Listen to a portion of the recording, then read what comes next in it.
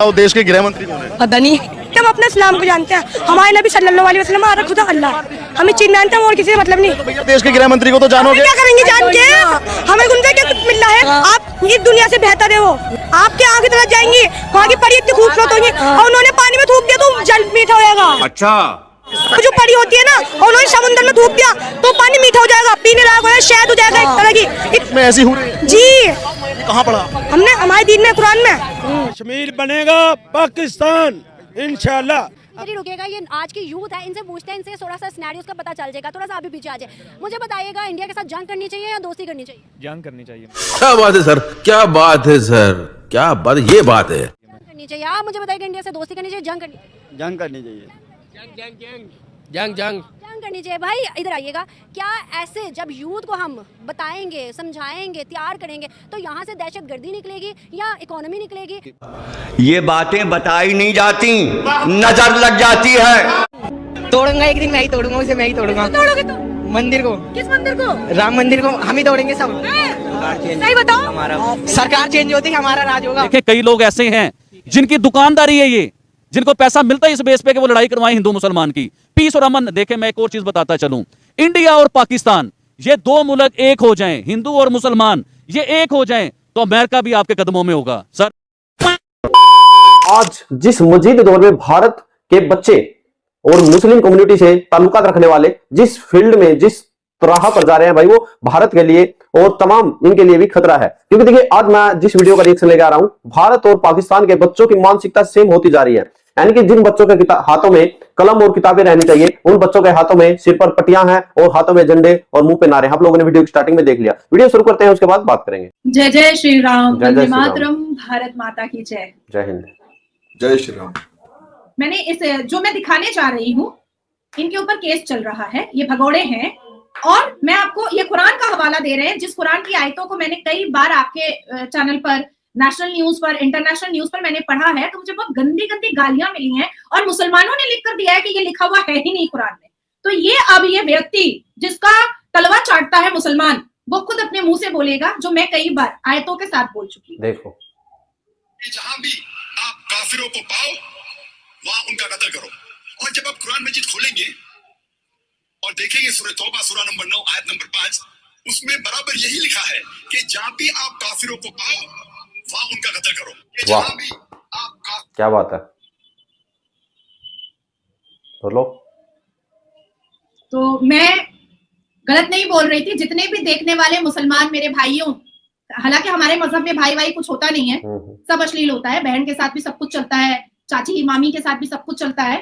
फिर भी क्योंकि मेरी सभ्यता है, तो मैं अपने तमाम मुसलमान भाइयों को बताना चाहती हूँ कि जिसको आप आका समझते हैं, जिसका आप तलवा चाटते हैं जाकिर नायक का, वो भी अपनी जुबान से इकरार कर रहा है, तस्लीम कर रहा है कि कुरान के सूरह नंबर 5 आयत नंबर 9 में ये लिखा हुआ है कि जहां भी देखो काफिर को वहां उसका कत्ल करो, और ये एक्चुअली में लिखा हुआ है। तो इसलिए जब मुफ्ती सलमान अजहरी ने भारत की सबसे बड़ी majority 1 crore more than 120 crore majority को कुत्ता कहा, तो मुझे लगता है कि 120 एफआईआर तो होना चाहिए था। सितम, कौन सा जुल्म सितम? यही कि उनके घर तबाह किए जा रहे हैं। क्यों? ये सवाल तो हमें पूछना चाहिए, क्यों हो रहे हैं? क्या हुकूमत का हक नहीं है कि ये जुल्म सितम से रोका जाए इनको को? कौन कर रहा तबाह? जी, कौन कर रहा तबाह उनको? इसराइली। कश्मीर की बात कर रही हूँ। कश्मीर को हिंदुस्तान तबाह कर रहा है। ये किसने पढ़ाया आपको? मुझे पता है। क्यों? क्योंकि हमारे माँ बाप को बताया गया है और आपने बताया है, स्कूल में भी पढ़ाया गया। जी, क्या हम आपके माँ बाप ने, क्या टीचर्स ने कभी उस टुकड़े के बारे में बताया है जो टुकड़ा हमारे पास है, आज़ाद कश्मीर, और बताया उसके बारे में? जी, क्या बताया? जो हमारे पास कश्मीर है उसके क्या हालात है? वो भी देखा जाए तो वो भी जमात इस्लामी ने ही बचाया हुआ है। वहाँ पर कितनी तरक्की है हमारे कश्मीर के अंदर। मैं सरहद पार की तो आपने बात कर दी है कि बड़े जुल्म सितम है। अपने कश्मीर में क्या हो रहा है? हमारे पास जो हिस्सा है, हमारे पास भी हिस्सा है ना कश्मीर का, आपको पता है? जी, उसमें क्या हो रहा है? उसमें भी यही चल रहा है, क्योंकि जो हुकूमत आएगी तो वहाँ भी तो जुल्म सितम से हाथ रोका जाएगा। आजाद कश्मीर है, अब वहाँ भी तो आज़ादी में क्या मेड़ा उनको? आज़ादी में भी तो हुकूमत उनको आज़ाद नहीं रहने दे रही है। यानी जो हमारे पास कश्मीर है वो आज़ाद नहीं है, आप कह रही हो? जी हाँ, हुकूमत की वजह से। हमारे कश्मीर के अंदर स्कूलों का ये क्या हालात है? क्या हमारे कश्मीर के मुसलमान खुश हैं? नहीं खुश। तो फिर जब वो खुश नहीं है, हम सरहद पार की बात क्यों कर रहे हैं?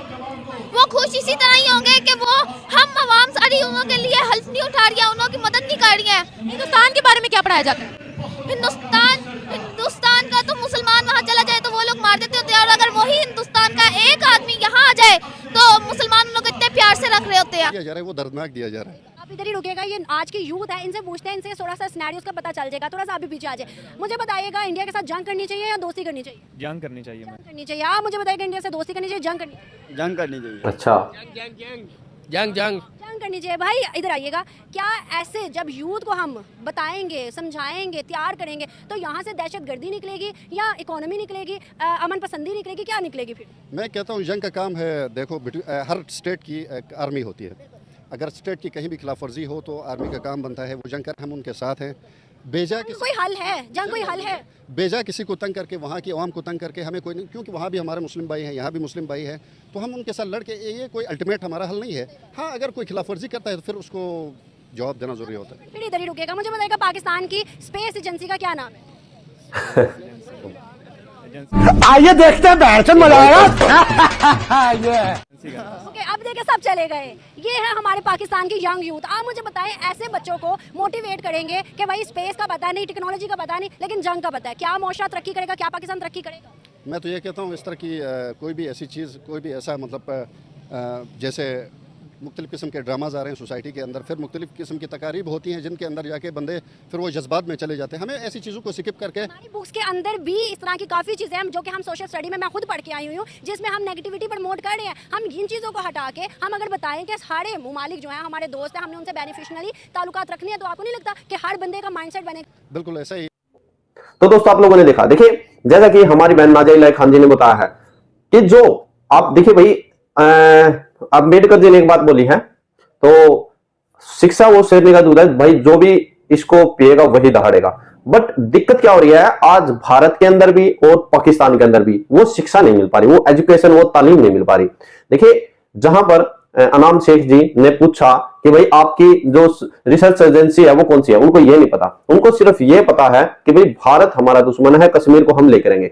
कल पाकिस्तान के अंदर 5 फरवरी को कश्मीर डे बनाते हैं, और कल पाकिस्तान के अंदर ही जो बच्चे हैं, जैसे अनाम निमरा जी ने दिखाया, छोटे छोटे बच्चे हैं भाई, उनको ये तक नहीं पता होगा कि भाई, मैं बस क्या बोलूं कि तुम कौन से क्लास में पढ़ते हो, क्या कुछ सीख रहे हो, वो कुछ नहीं पता। उनको ये तक नहीं पता भाई फिलिस्तीन है कौन, कहां रहता है, उनको ये तक नहीं पता भारत में कितनी जनता है, कितनी यहाँ पर कम्युनिटी रहती है। ये मैं बताऊं, उनको खुद तक का प्रधानमंत्री का नाम नहीं पता होगा, और वो निकल रहे हैं सड़कों पर झंडा लेकर के भाई हम फिलिस्तीन को आजाद कराएंगे। बस ये भी बात क्यों पता, क्योंकि वहां पर नारे चल रहे थे फ्रीडम, आजादी के लिए। और भाई जो तुम्हारे देश के अंदर खुद इस्लामाबाद, तुम्हारी राजधानी के अंदर जो बैठे हैं बलूच, उनको कौन आजादी कराया? कभी इनके लिए भी भाई सड़कों पर निकलो। तुम्हारे देश के हिंदुओं की क्या हालत है, कभी भाई उनके लिए भी सड़कों पर निकलो। तुम्हारे मस्जिद, तुम्हारे प्यो के कश्मीर की क्या हालत है भाई, उनके लिए भी कभी सड़कों पर निकलो। भाई वो तो सब कुछ छोड़ो, तुम्हारी खुद की क्या सिचुएशन है, तुम्हें क्या भरपेट खाना मिल रहा है, क्या तुम्हें रोजगार मिल रहा है, क्या तुम्हें बिजली मिल रही है, क्या तुम्हें फ्रीडम ऑफ स्पीच मिला है? कभी भाई उनके लिए भी लिखो, जो तुम हर रोज चिल्लाते रहते हो कि भाई हमारे हुक्मरान ये खा गए, वो खा गए, इतना IMF से लोन ले लेकर तुम्हारे खा रहे। भाई तुम्हारे देश में कोई बच्चा भी पैदा हो रहा है, उसके ऊपर भी आज कर्ज है इतना, कभी उनके लिए भी लिखो। आप लोग क्या रेकमेंडेशन देंगे? जैसे